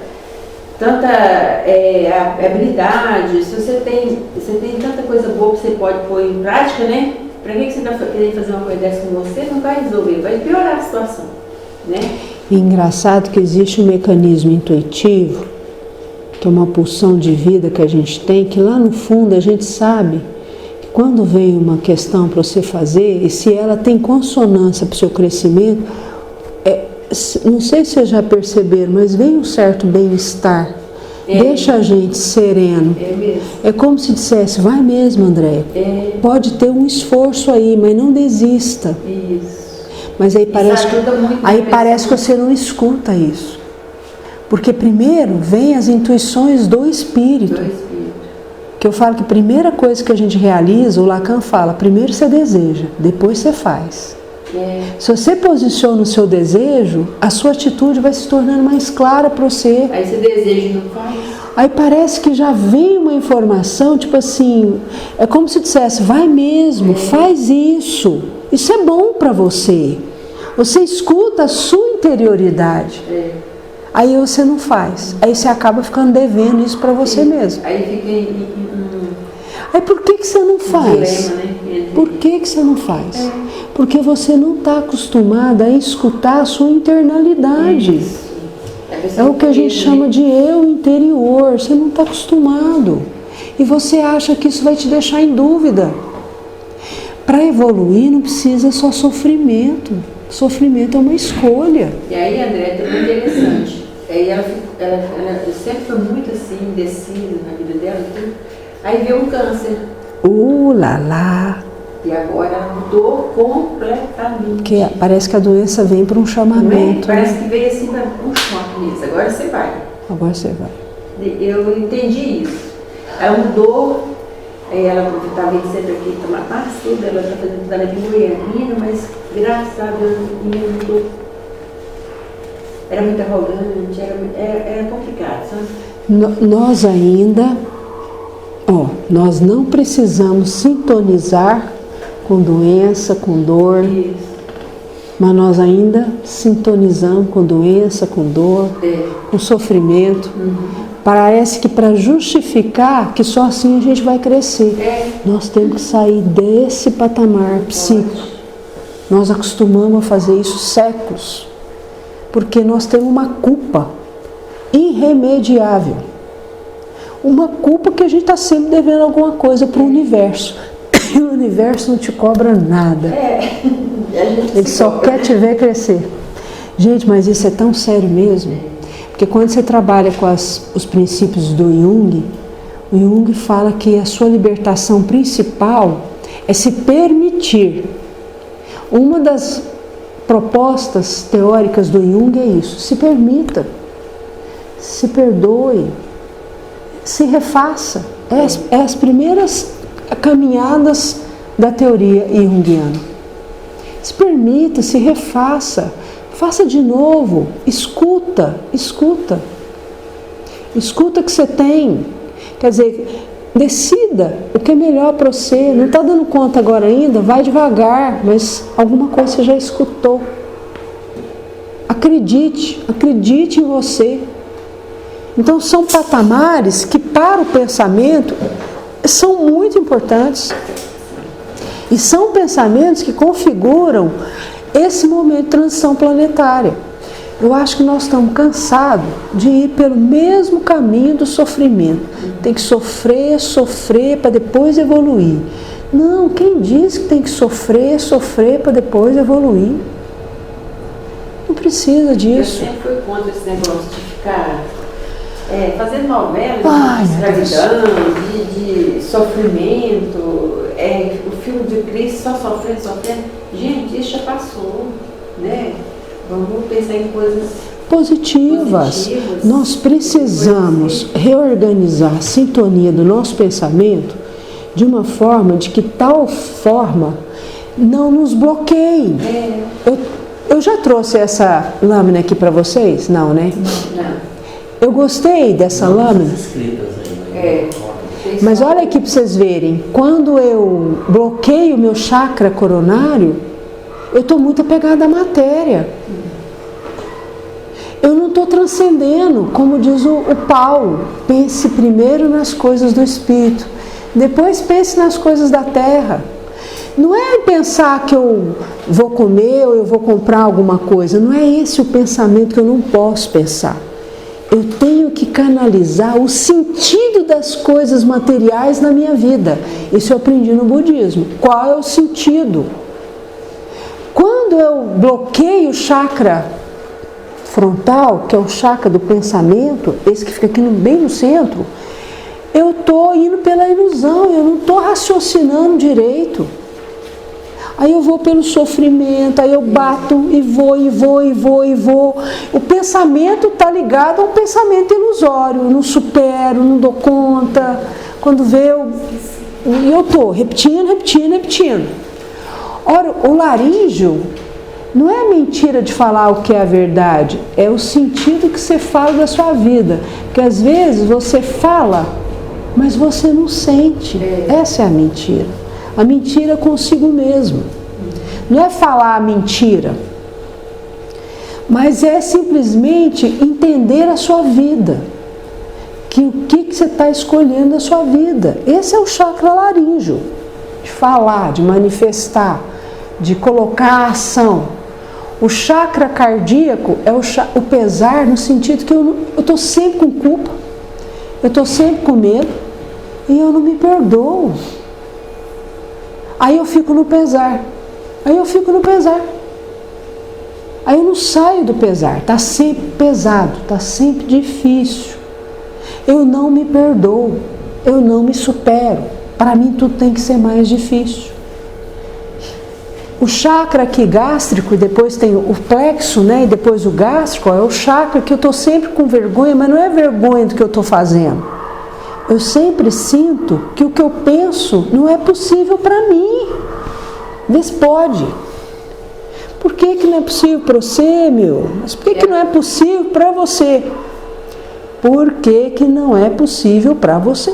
Eles conseguem essa pessoa. Ela achar que não é possível para ela. Por quê? Por que para o outro é? O outro está buscando o jeito dele. Isso. Mas eu posso buscar o meu jeito. O outro de baixo, que está ligado ao plexo solar, que é o gástrico, e vice-versa, é o chakra da culpa. Aí eu tenho raiva, eu não supero. Aí que está o fígado, o pâncreas, a vesícula, o baço. Eu não me supero, eu não me permito. E por último, o chakra genésico, ou chakra sexual, na verdade, é medo. Medo de ficar sozinho, medo do abandono. Isso daí que é o básico. É o medo de achar que eu não posso, medo de achar que ninguém vai me amar, medo de achar que eu não me amo, que eu não sou nada. Olha para vocês verem. Então nós vivemos no mundo expiatório. Precisamos tomar cuidado com esse apego à matéria nesse sentido. A ilusão de fato, será que a minha vida está canalizada de uma forma que eu estou vivendo o mundo real para mim, não ilusório? As mentiras que eu conto para mim, os pesares é a falta de superação que às vezes eu não consigo fazer por mim, as vergonhas, né, as raivas, as culpas que estão dentro de mim que eu não consigo superar, e os medos. Medo. Gente, medo não existe. Se você for lá no Aurélio, você não vai definir o que é medo. Já reparou? Você vai definir um estado de sentir o medo. O que ele leva. Mas ele não é um sentimento, ele não é um sentimento. Ele é um estado. A gente costuma brincar na psicologia que o medo é um estado de sentimento pirata. Vamos dizer que você fala, nossa, eu estou com meu dinheiro certinho para eu trocar meu carro. Certinho, vou trocar meu carro. Porque meu carro está começando a dar problema, eu vou viajar com esse carro, eu preciso de um carro novo. Olha, isso não é apego à matéria, isso é uma necessidade. Até questão da sua segurança. Aí parece que vem uma vozinha dizendo, para que você vai gastar esse dinheiro com isso? Quando você vê, você já gastou esse dinheiro com isso. Aí você fala, não, eu tenho medo de dever, aí eu vou pagar uma prestação pequena, porque eu vou dar um preço maior, mas aí acho que eu não vou fazer isso não. Aí começam os medos. O medo, ele entra num sentimento que você deixou de fazer positivamente para você. Por isso que ele é chamado de estado pirata. Por isso que ele fica forte. Aí depois passa uns meses, fala, e aí, você trocou seu carro? Não, troquei não. Aí você está com medo? Não, estou com medo, essa crise. Porque o medo não é um sentimento definido. Ele fica forte de coisa que você deixou de fazer por você. Aí ele aumenta, vai aumentando o tamanho, vai aumentando o tamanho. Aí você ficou com medo, não trocou seu carro e gastou o dinheiro. Você não fez nada. O medo te aprisiona. Então você tinha um propósito, vou trocar meu carro. Você acha que as ideias vêm para você ficar mal? Certamente você ia ter condição de comprar esse carro e pagar essa prestação, porque ele é um bem útil. Mas o que você deixou? O medo tomar conta de você. E ele ficou mais forte, porque aí você não comprou o carro, você pode até com o dinheiro debaixo do colchão. Mas com esse dinheiro você já nem compra esse carro mais. Mas ainda está em tempo. Você ainda pode refazer a escolha. Porque o medo te aprisiona. Ele a gente fala de um falso sentimento. Não é um sentimento. Ele é um estado de um sentimento pirata que você deixou de fazer por você. Pensa nisso. Toda vez que você está com medo, toda vez, esse sentimento não é seu. É o sentimento que você queria fazer diferente. Mas o que eu estou querendo fazer diferente? Talvez pintar a minha casa. Ou talvez ir lá, eu preciso comprar um sapato. Meu sapato, eu estou dando exemplos materiais para que a gente entenda melhor. Aí eu não compro o sapato furou, eu preciso do sapato, gastei o dinheiro e vem o medo. O medo, ele é dominador. Ele judia todas as doenças. Fobia, pânico, vem tudo do medo. Depressão, transtorno de ansiedade, vem tudo do medo. Então são os boicotes que a gente vai fazendo na nossa vida, que a gente vai acumulando. E vai acumulando. E é acumulador. Precisamos prestar atenção no tal do medo. Vamos lá, nosso tempo. Bom, isso aqui. Então. Outra questão importante que nós já falamos é o seguinte: pensar é agir. O irmão Auro já dizia que a emoção é que quem que dá o pontapé inicial para o pensamento? É a emoção. Quando nós instauramos a energia do discernimento da nossa emoção, o nosso pensamento fica muito melhor canalizado. Por exemplo, estou com raiva. Eu vou negar que eu estou com raiva? Eu estou fazendo um fluxo diferente da raiva em mim. Primeiro momento, estou com raiva. Então, se eu estou com raiva, a melhor forma é não conversar com ninguém agora. Então, espero eu abaixar a poeira para depois eu conversar. Às vezes é o seu jeito de lidar com a raiva. É o que o irmão Áureo está dizendo. Quando ele fala, brilhe a vossa luz, é isso. O fato de eu sentir raiva, eu não estou com menos luz. Eu estou admitindo que a canalização da minha energia emocional está canalizada com a raiva. Mas a minha luz não está menor. Não, porque você espírita, esses dias eu escutei numa casa espírita que a mulher falou assim para o filho, não, a gente que é espírita, a gente não pode sentir raiva. A gente que é espírita, a gente não pode ficar bravo. Eu falei, como assim? Depois no final eu falei assim, nossa senhora, é aqui que a gente tem que melhorar isso. Nós somos seres humanos em processo, né? Não é porque sou espírita que eu não tinha que ter mais raiva. Pelo contrário, é aqui que eu tenho que entrar em contato, cuidar da minha raiva. É aonde? Aqui não é um hospital? Perguntei para ela. É aqui que a sua filha às vezes tem que dizer, nossa, que saco. Claro que vai chegar uma hora que ela não vai dizer mais isso, mas não porque aqui ela é espírita e não pode falar que saco. Não é verdade? Então, brilhe a vossa luz. Quando eu estou com raiva, eu estou brilhando a minha luz, eu estou brilhando a minha luz. Sabe qual que vai ser a diferença? Eu cuidar da minha raiva, não é negar a minha raiva. Aí é que fala o irmão Áureo. Eu preciso cuidar da minha raiva. Ela não nasceu de uma hora para outra. Sabe o que a raiva é? Nós vamos ver na próxima semana. Raiva é perda, é abandono. Toda vez que um camarada sente raiva, ele está em contato com os núcleos de abandono dele. Andréia, em questão disso aí, entrou em discussão lá no nosso estudo, no Santo Agostinho, da cólera. Aí até entrou em discussão. Da cólera. Qual que é a classificação? A cólera, a raiva e a ira. Qual que é pior? Qual que seria a classificação?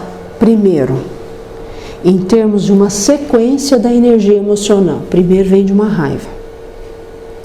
A raiva é quando você... Desculpa, você queria...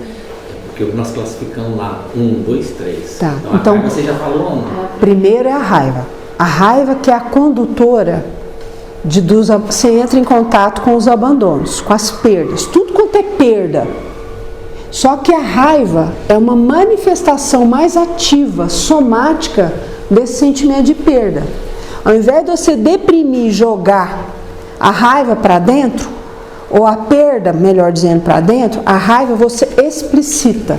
Eu olho para você está chispando de raiva. Eu olho para você está na iminência de me dar, desculpa, uma porrada na minha cara, porque você está com raiva. Depois da raiva, vem a ira. Porque a ira vai transformando a raiva em uma ação irreflexa.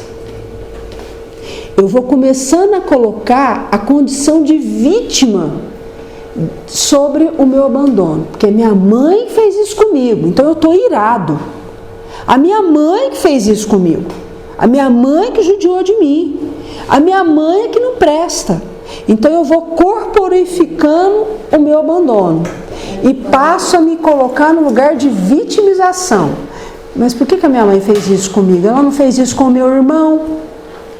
Aí vem a situação que mais complica na raiva é a vitimização. Aí vem a cólera. Eu vou vingar da minha mãe. Aí vem a vingança. Eu vou tornar a vida dela insuportável. Vou falar mal dela. Aí vem a cólera. A cólera eu vou ficando muito mais reflexa. Irreflexa e refém da raiva. Nisso eu passei pela raiva, mas eu digo, eu senti raiva.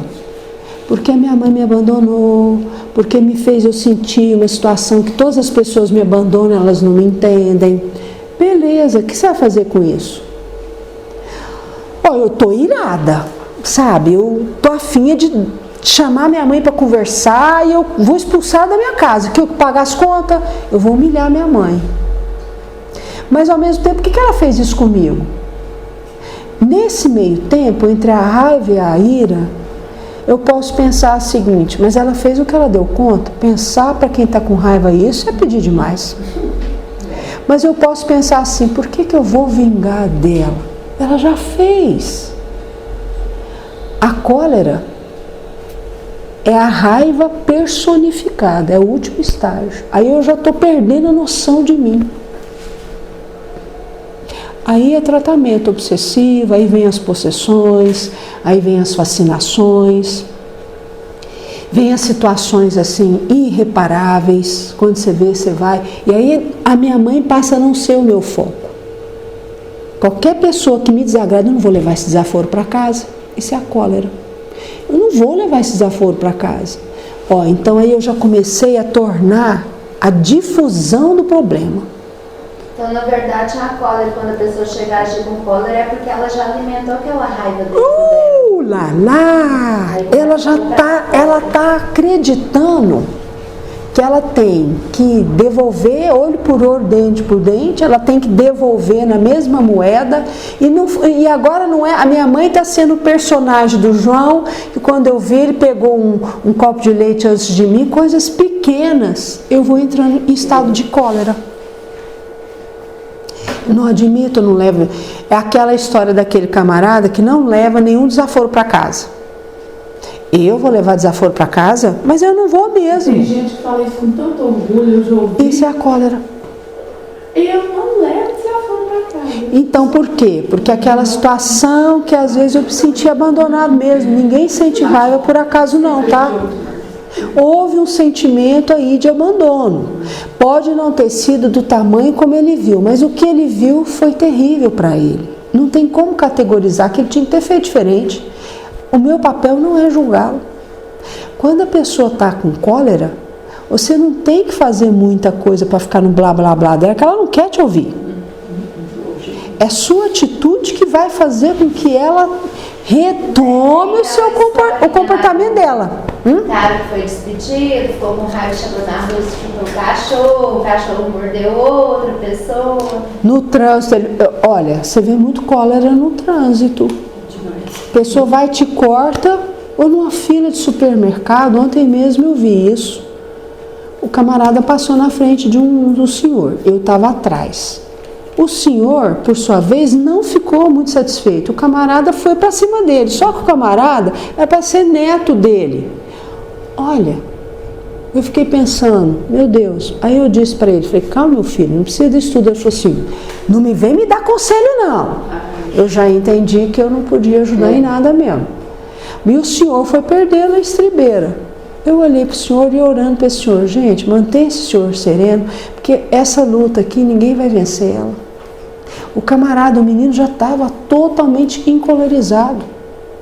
É aquele que não leva de desaforo para casa, olho por olho, dente por dente. Eu não admito você fazer isso comigo, porque ele já esparramou esse abandono, essa vingança dele para qualquer pessoa. E ele vai fazer em qualquer lugar. Depois que ele fez, é que ele vai falar, não, mas por que eu fiz isso? É o tal do impulsivo. A pessoa colerizada, ela é muito impulsiva, ela se torna muito impulsiva. É um exercício que a pessoa não fez e não age assim de uma hora para outra, tá? Isso vai sendo construído. Isso é difícil. Você já pensa que ele agiu daquele jeito ali de uma hora para outra, mas isso é coisa que ele está com raiva de outras coisas lá atrás. Não, mas ele está com raiva de outras coisas, irado com outras coisas lá atrás que ele esparramou. Ele esparramou o problema. É numa fila, aí ele provoca, inconscientemente esse menino não precisava ter furado a fila, mas ele provocou. Podia ser qualquer um. Porque o prazer dele, egóico, é provocar.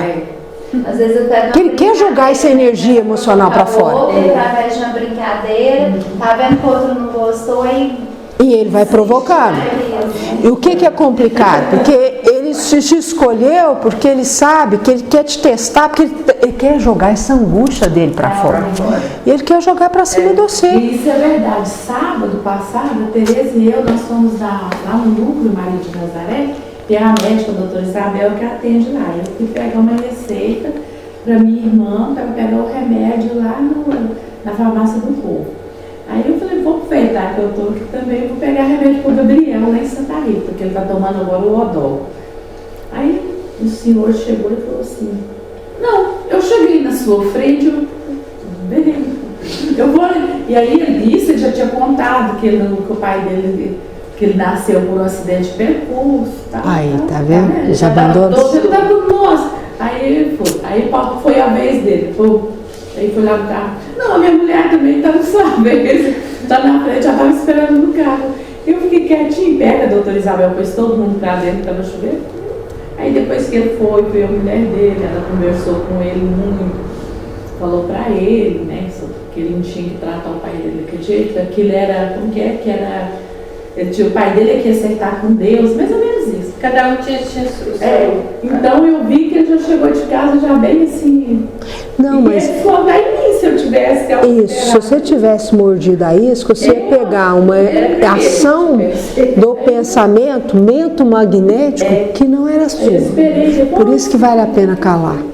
Você concorda? E é verdade isso que você falou. E respirar. Vale a pena você pensar 3 vezes antes de você discutir com alguém. Porque aí você acaba entrando nas ideias que ele chama aqui, ó, de ideoemoções fluido magnético. Você entra facinho. Quando você vê, você entrou naquela energia emocional. Você pegou aquilo de graça. E te provoca, né? Se você Uma não. discussão. Aí o que você faz? Você fica refém. E se você não tiver o discernimento do seu livre-arbítrio, você vai ficar com aquela sintonia que nem era para ser sua. Pelo simples fato que você acabou deixando a sua emoção identificar. É muito sério. Então, vale a pena você dizer, deixa o cara passar na minha frente. Eu não estou falando que a gente tem que ser subveniente, não. Mas tem hora que é preciso prestar atenção que o outro quer te devolver de bandeja a angústia A dele. gente não tem nada a ver com o problema lá. A questão é essa. Aí você acaba pegando energia emocional que não é sua, de jeito nenhum. E aí ele está ali ainda brigando com o pai dele, mas ele pelo menos está buscando tratar, que já é uma coisa positiva, ele está ali buscando ajuda, mas já está tão enraizado que tem hora que eu entendo que é difícil sair mesmo. Mas a questão é a gente pegar a energia do outro, sintonia do outro, de graça. De graça. Precisa prestar atenção Eu achei nisso. até interessante a médica, ela não entrou na dele, né? Ele falou assim que pegou o remédio, o pai dele merecia. Ele não merece. Eu vou pegar porque é minha obrigação, mas ele merece. Ele começou a falar, ele falou assim, não, vamos fazer um negócio. Você pega o remédio e pronto. O acerto do seu pai é com Deus, o seu também é com Deus. E pronto, Tá vendo? encerrou o assunto, já foi pego. E ela fez a parte dela, penso eu, entregou o remédio necessário para ele, mas também não deixou a sintonia dela entrar em contato com a sintonia dele. Isso é verdade. Vamos lá. Vamos lá, Copa. 10 minutos. Ó, eu pergunto para vocês, a gente escolhe o que a gente pensa? Eu escolhi assim. A gente escolhe o que a gente pensa. Muitas vezes não é Um consciente. pensamento direto. Começa a pensar numa coisa que a gente nem estava pensando. Então, o que eu estou falando para você das sintonias dos pensamentos forma. Você vai ter sintonia com esse pensamento se você quiser. A gente escolhe o que a gente pensa. Muitas vezes não é consciente. Sintonizamos com aquilo que a gente sente? Sintonizamos com aquilo que a gente sente? Concorda? Agimos como somos? Nem sempre agimos como somos.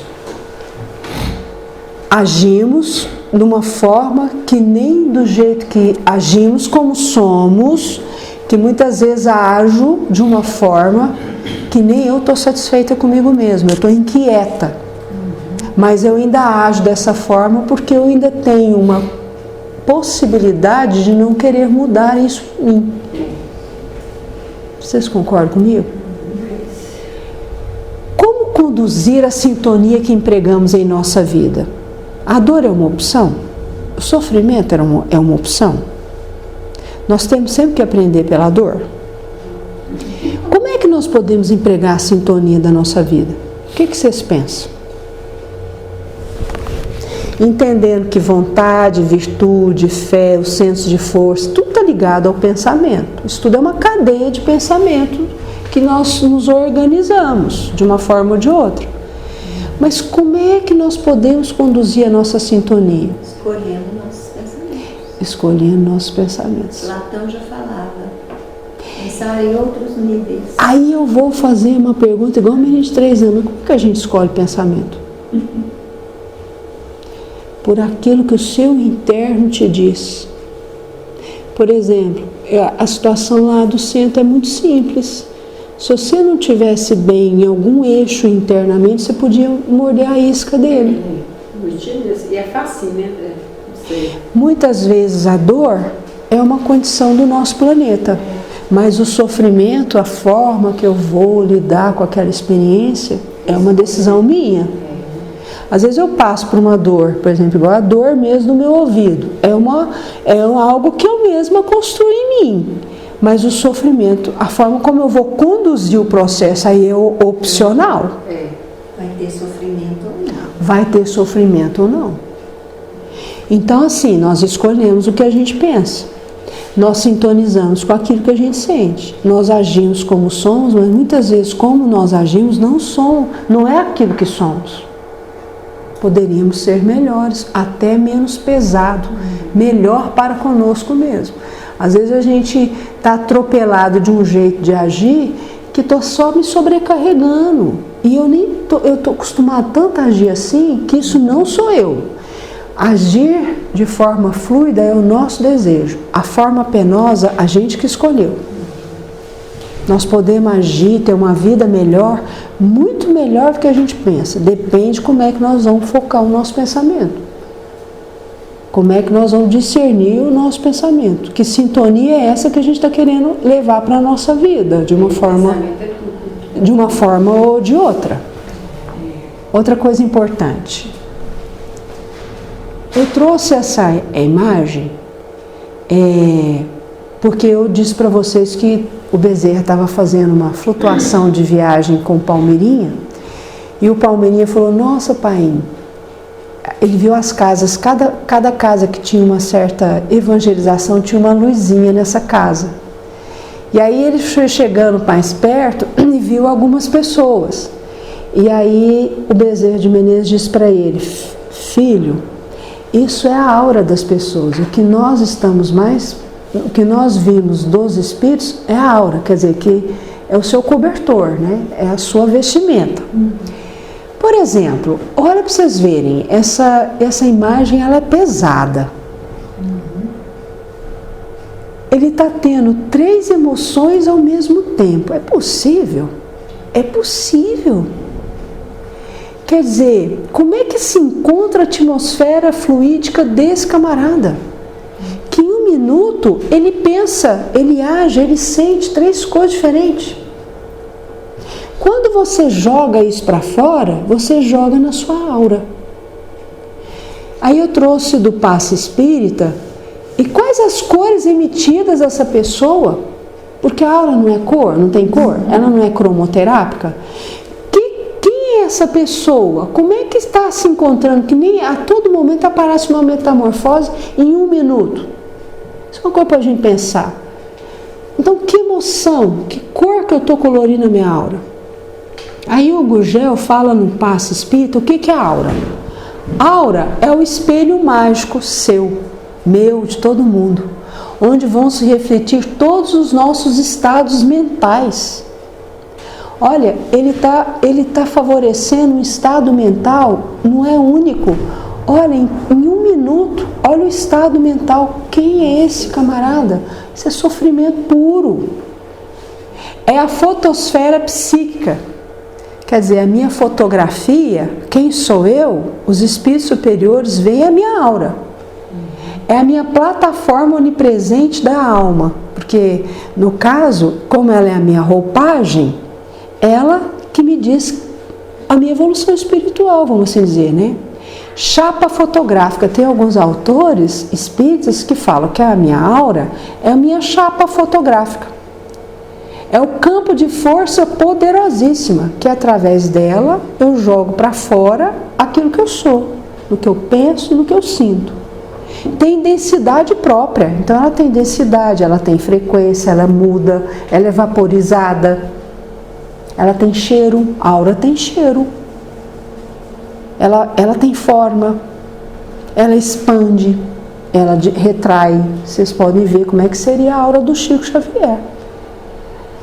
Tem autores que disseram que assim, não dava nem para ver a dimensão da coloração dele, da aura dele e da expansão da densidade. Parece que era uma aura muito vaporizante. Quanto mais evolução espiritual tem o camarada, menos densa é a aura dela. Tem densidade própria, tem temperatura mais fria, mais quente, frequência, movimento e ondulação, quer dizer que ela mexe, ela vai, ela mexe. É uma gelatina, para vocês terem uma noção. Emite a personalidade do ser. Tem autores que falam que ela emite a personalidade do ser. Ela emana o que o ser deseja no âmago do seu interior. Está lá no Passe Espírita do Gurgel. Quer dizer, a aura é o nosso espelho mágico. E mais quente, mais fria, mais vaporizada, menos densa. Isso tudo é a nossa aura. E ela diz quem sou eu. Lembra quando vocês falam, nossa, mas ficar perto dessa pessoa parece que é tão bom? É a aura que a gente percebe. Nossa, mas também ficar perto dessa pessoa parece estar tão carregado que ela emite essa fotosfera do psiquismo do espírito dela. Nossa, ficar perto dessa pessoa traz uma coisa tão boa, né? Ou então o contrário, nossa, parece que a atmosfera fluídica dessa pessoa tá tão difícil. O que me faz pensar? A gente precisa prestar atenção em que emoções, olha aí, eu trouxe, eu falei, preciso achar um slide que retrata muito, tem hora que a gente mostra o quê? Qual atmosfera psíquica a gente mostra para o outro, até para nós mesmos. Na verdade, quem é essa pessoa? Como é que ela está de fato sentindo? Porque às vezes nem ela sabe o que ela está sentindo. Mas uma coisa a gente está percebendo, ela não está feliz. Geralmente quando a pessoa não está bem, aí é que ela vai expandindo os vários personas dolorosos dela. Porque quando ela está bem, ela tem uma tendência